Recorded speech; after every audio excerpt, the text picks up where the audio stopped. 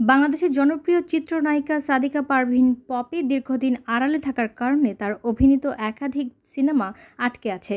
এর মধ্যে রয়েছে ভালোবাসার প্রজাপতি, কাঠগড়াই শরৎচন্দ্র সহ কয়েকটি চলচ্চিত্র। নির্মাতারা বারবার অভিযোগ করেছেন, পপির অনুপস্থিতির কারণে তারা আর্থিক ক্ষতির মুখে পড়েছেন। অবশেষে নীরবতা ভেঙে জন্মদিন উপলক্ষে এক সাক্ষাৎকারে পপি এসব সিনেমার জন্য দুঃখ প্রকাশ করেছেন। তিনি স্বীকার করেন তার কারণে বেশ কয়েকটি সিনেমা ঝুলে গেছে। পপি বলেন, মানুষ চাইলেও সবকিছু করতে পারে না। আমার গ্যাপটা ইচ্ছাকৃত নয়, বরং পরিস্থিতির কারণেই তৈরি হয়েছে।